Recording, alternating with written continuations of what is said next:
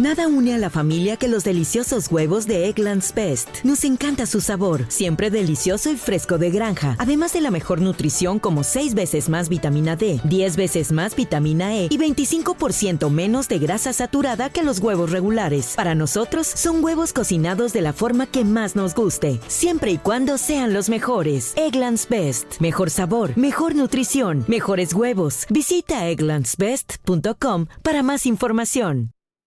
Porque vamos a seguir hablando en clave económica con el compañero periodista director de la Gaveta Económica, Antonio Salazar. Muy buenos días. Buenos días, Erika.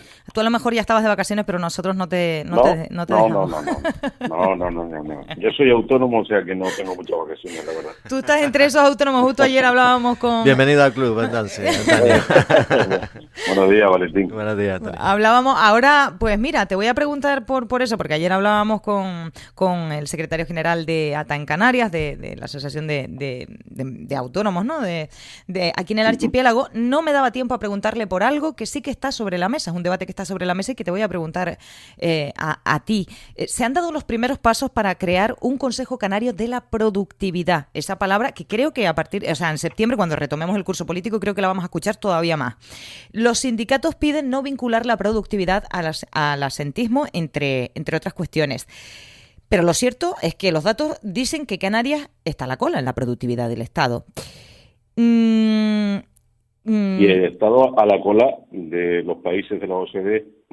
Es decir, que estamos a la cola de la cola. Estamos a la cola de la cola. Es interesante. Qué halagüeño es todo, Antonio.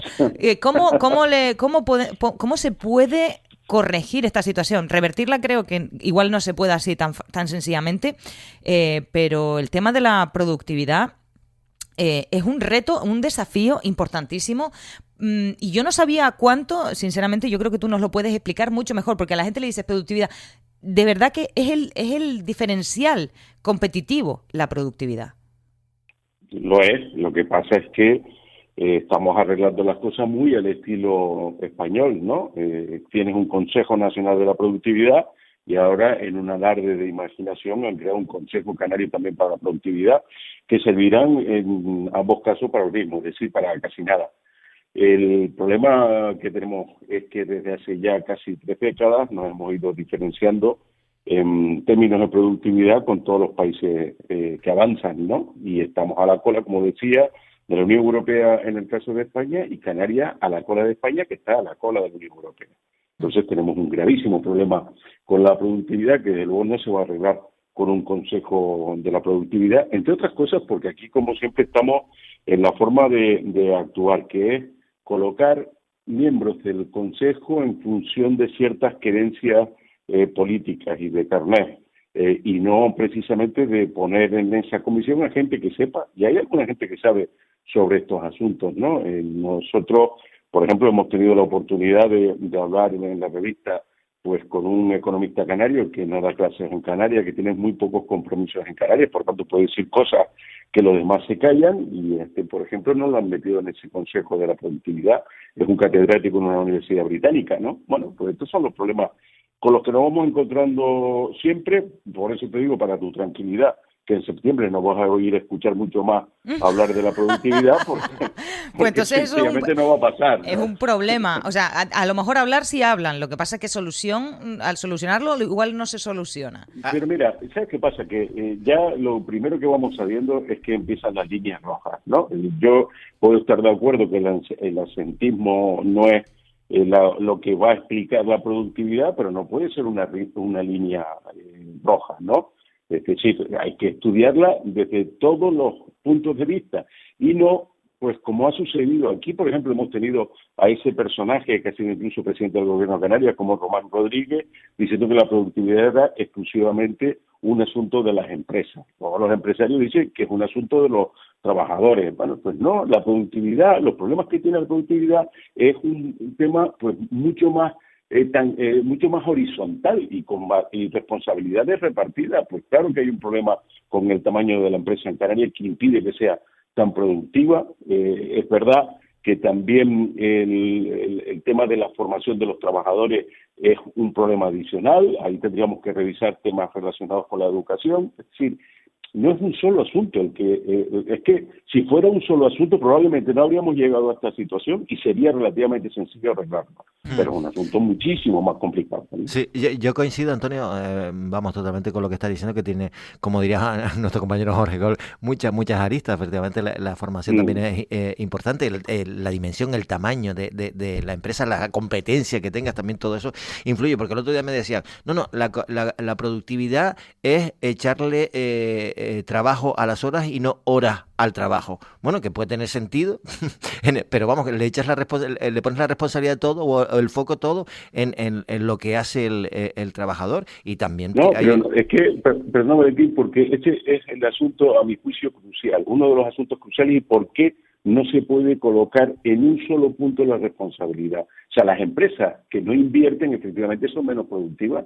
Entonces, es verdad que por eso se habla de los factores, la productividad total de los factores, ¿no? Porque la suma de un montón de cosas. Empresas que no invierten en maquinaria, que no invierten en formación también de sus propios trabajadores, claro. Obviamente, también en formación, pues ahí están siendo menos productivas, ¿no? Otra cosa es que luego miremos y dice, ¿por qué las empresas no lo hacen? ¿Porque son unos malvados capitalistas? Pues probablemente no. Es que tenemos un pequeño problema que también es un problema nacional. España tiene muy pocas grandes empresas en comparación, y Canarias está a la cola de España en ese número de grandes empresas. Ahora bien, tú coges algunas de las grandes empresas canarias, comparas sus datos y son perfectamente homologables a los de otras grandes empresas. Es decir, no hay un gen canario que nos permita, que nos impida ser más productivos. Lo que sí hay es un tamaño desproporcionado de pequeñas empresas que no se pueden permitir muchas veces pues esas acciones para ser más productivos. Y ahí, a mi juicio, es donde sí podríamos tener una vía de mejora notable, por ejemplo, en la modificación que se haga del REF. ¿Por qué?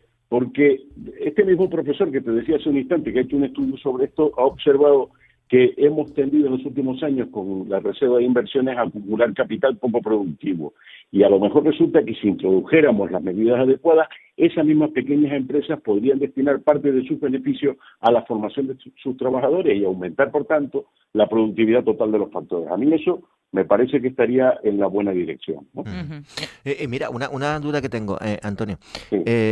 Justo estabas hablando ahora de economista. Me gustaría conocer tu opinión sobre las críticas que se le ha hecho al informe del Colegio de Economistas en relación con que considera que el Ayuntamiento de Las Palmas de Gran Canaria no cumple con los requisitos para declarar zona tensionada. Se han tirado, pues, sobre todo el PSOE y el Ayuntamiento, al cuello del Colegio de Economistas, diciendo que están politizados y que es un informe a la carta para beneficiar al gobierno de Canarias. No sé en qué. No sé qué opinas de la cuestión.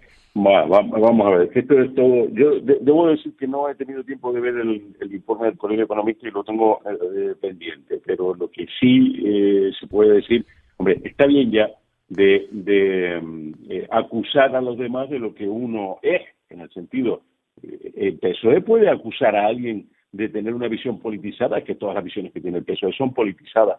Por tener una visión sesgada se tiene menos influencia. Pues yo diría que no, en el sentido, a ver, si el gobierno de Canarias hubiese encargado el informe al Colegio de Economistas y hubiese pagado para tener un determinado resultado, estaríamos ante un escándalo.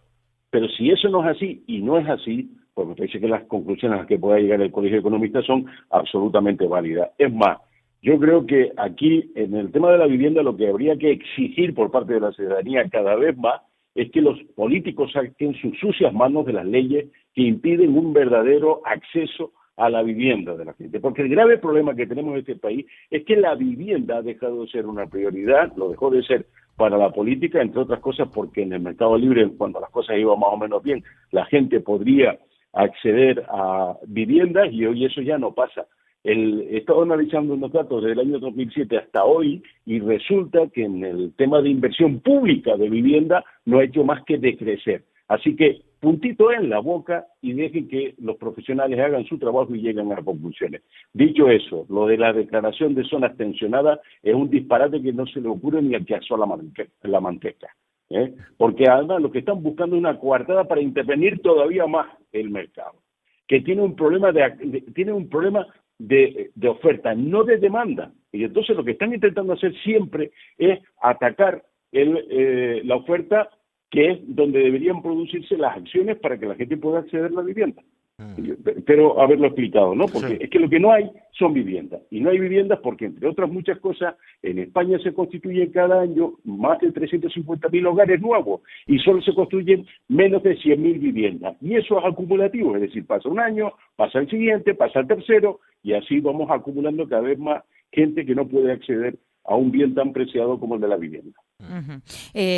Antonio, yo tenía varias preguntas, pero la verdad que es muy, muy interesante y de plena actualidad lo que estamos comentando. A mí sí me gustaría, antes de terminar, preguntarte por la famosa financiación singular y en qué lugar queda Canarias. Porque Canarias tampoco se destaca como comunidad autónoma entre las más ricas, precisamente, justo lo contrario. Y hay una afectación importante para el archipiélago en este sentido. Un tema que igual habría que acercar un poco más a la ciudadanía, y no sé cuáles son las claves que tú ves de todo esto. El gobierno de Canarias se ha opuesto meridianamente a este acuerdo alcanzado entre el Estado y, bueno, a este acuerdo trabajado entre el Estado y Cataluña. Mira, yo no sé si soy la mejor persona para responder a esa pregunta porque yo tengo una visión completamente diferente a la mayoritaria. A mí el tema de financiación singular, tal y como se está planteando, me gustaría que se aplicara para todas las comunidades autónomas. Es decir, que cada comunidad autónoma fuera responsable de sus ingresos y de sus gastos, y luego que haya una cuota en la que se pague por los servicios comunes del Estado, y esos son pues las representaciones diplomáticas en el exterior, el Ministerio el Ministerio de Defensa y alguna otra que consideremos debe estar residenciada en el Gobierno de Madrid, y una cuota de solidaridad para que no se rompa pues esa pertenencia a un único Estado, ¿no? Entonces, a mí me parece que está bien tirado. Dicho eso, tal y como se está haciendo, pues obviamente no me gusta, porque no viene de una reflexión intelectual, de un cambio normativo, de cómo debe funcionar el Estado en el futuro, de un cambio en la Constitución, que debería ser una cosa que en todo caso requiriese el pasar a ese otro sistema que a mí me gusta mucho más, ¿no? El de la corresponsabilidad. El problema es que nace por las necesidades políticas del señor Sánchez y de ahí que requiera el apoyo de los catalanes. Por tanto, cuando las cosas no nacen bien, es difícil que salgan bien. Y dicho eso, y para tranquilidad de casi todo el mundo, diría que tengo la convicción de que tal y como está planteado, no va a salir. Y una última cuestión que sí tiene que ver con Canarias y cómo quedaría. A mí me parece inconcebible que un gobierno nacionalista que presuma de tal le esté pidiendo mayor soberanía fiscal. A mí eso me lo tendrían que explicar así, me lo tienen que explicar menudito para yo podérmelo tragar, ¿no? Porque me parece que es a lo que debería aspirar cualquier partido nacionalista, a tener la mayor soberanía posible sobre el mayor número de campos posibles, ¿no? Me voy a tirar a la piscina desde mi ignorancia, Antonio, y Sí, tú me corriges en todo. sí. Comprendo lo que estás diciendo, creo que te entendemos todos, pero bueno, sí, se puede ser nacionalista y también ser consciente de que, como dije al principio, Canarias no está quiero decir, entre las autonomías, ni muchísimo menos más ricas, vamos a decirlo así, que no sé si esto es así, si no, o sea, quiero decir, se trata de una cuestión de recursos, es decir, Canarias diría, a nosotros nos conviene este sistema actual y no cambiarlo a esa corresponsabilidad de la que tú hablas, no lo sé. A ver, obviamente, viendo los datos de Canarias se podría llegar a una conclusión parecida a la que tú haces, Erika, pero yo solo digo, en el año 2000 Canarias estaba prácticamente en medias nacionales en cuanto a la generación de riqueza per cápita, ¿vale? Hoy en día tenemos un gap en base 100 que debe estar en torno a los 20 y pico puntos, es decir, nos han empobrecido. Es que la gente, antes estábamos hablando de la productividad incluso de los ingresos per cápita, estos prácticamente no han mejorado desde el año 2007 a hoy, ¿vale? Entonces esto no es una cosa que tenga que ser así porque es que estamos lejos, somos ultraperiféricos, no, aquí nos han traído por determinadas políticas. Yo solo digo, Canarias ha pasado en relativamente corto espacio de tiempo de 7.000 millones de euros al año en ingresos a 12.000 millones de euros al año en ingresos. No tenemos mejores servicios que entonces, no estamos más felices por tener una mejor educación que no la tenemos, o una mejor sanidad que no la tenemos, y unas mejores condiciones de vida que no las tenemos, ¿no? Y todo eso con ese dinero. Ahora, la pregunta sería, de esos 12.000 millones, ¿cuántos están aplicados a hacernos más confortable la vida? Pues resulta que Canarias, de esos 12.000 millones, tiene aproximadamente unos 7.000 millones que se van a gasto público indiscutible, que sería este de la educación, la sanidad, todo ese tipo de cuestiones, y el resto es gasto político, es decir, gasto que es difícil de defender que exista y de luego que siga siendo tan profundamente ineficiente. Por eso yo soy muy partidario de que los ingresos y los gastos estén en el mismo sitio, porque el sistema español tiene un pecado capital, que es que se descentralizó el gasto, es decir, las comunidades gastan, pero no son las que ingresan. El ingreso no se descentralizó, sigue siendo otro. Y así pasa que cuando llega una crisis, una comunidad autónoma, por poner solo un ejemplo, cierra su televisión autonómica, ¿no? Y porque obviamente no la puede permitir. Inmediatamente empieza a recuperar, ya la abre. ¿Por qué? Porque no tiene que pedirle, bueno, cuando cambia el gobierno, que fue lo que estoy pensando en el caso de Valencia, ¿no? Pero ¿por qué? Porque no le tiene que pedir el dinero a sus ciudadanos, no le tiene que subir los impuestos para pagar ese tipo de... Eso está dentro de esa bolsa común que entre todos hemos llamado solidaridad. Eso es, a mi juicio, lo que debería irse cambiando, no de un día para otro como es natural, sino con la perspectiva del tiempo, ¿no? Antonio, bueno, me parece interesante la reflexión que hace. Te quería preguntar, ¿qué opinas? Y si crees que hay algún argumento de peso en relación a las críticas que hace, por ejemplo, el movimiento, la izquierda en Canarias, fundamentalmente, y también el movimiento de Canarias tiene un límite en relación a que se utilice la Reserva de Inversiones de Canarias para la creación de vivienda. No sé si tú ves algún tipo de argumento de peso en sus críticas a que eso es así, porque yo lo único que he oído es que esto solo beneficia a los empresarios, que esto es un chanchulleo, etcétera, etcétera, ¿no? Bueno, aquí hay demasiada gente que tiene opiniones demasiado ligeras sobre temas que normalmente se mueven más con las tripas que con el cerebro, ¿no? Entonces, aquí hemos tenido un problema que en el año 2007 se buscó un falso culpable en la Reserva de Inversiones a los incrementos de precios en la vivienda. Recordemos que en el año 2007 lo que hubo fue una crisis no española, no europea, mundial en el campo financiero, provocada precisamente por la irrupción de aquellos que llamamos hipotecas subprime. Lo tenemos todos en el recuerdo de Erika, no porque era muy joven, pero todo lo demás sabemos que efectivamente en aquella época lo que hubo fue un gravísimo problema con la vivienda y las hipotecas que luego fueron titulizando, empaquetando deuda y demás y provocaron un auténtico colapso. ¿Qué se hizo en Canarias? Echarle la culpa a la vivienda de lo que había pasado. ¿Era verdad? No. ¿Qué ocurrió? Pues que se sacó de la Reserva de Inversión en la vivienda porque era un sospechoso bastante sencillo, ¿no? Hoy en día tenemos 2.000 millones pendientes de materializar y lo que se ha buscado es una solución, a mi juicio, bastante acertada para poder movilizar, decíamos antes, que el problema que tenemos con la vivienda es de oferta, no de demanda. Es decir, faltan viviendas. Hay 2.000 millones de euros pendientes de materializar. Una posibilidad que se ha hecho, a diferencia del 2007, es que se pueda utilizar la Reserva de Inversiones para viviendas que estén luego efectivamente alquiladas en un plazo máximo de 6 meses. Si no, no sirve. Por tanto, esto, si se dan las condiciones adecuadas de seguridad jurídica, porque la gente puede ser buena pero no tonta, no va a invertir para luego que vengan un grupo de desarrapados intelectuales a decir que son todos unos especuladores, que hay que sacarlos de ahí, que no sé cuánto. Pero si esto lo montas bien y das la seguridad jurídica adecuada, puede ser la herramienta, no digo definitiva, pero una más, desde luego muy eficaz para resolver o paliar los problemas que estamos teniendo en este momento con la vivienda. Pues con eso nos quedamos y no sé, nos echaremos un algo para pasarlo para abajo, Bueno, hasta ahora está bien.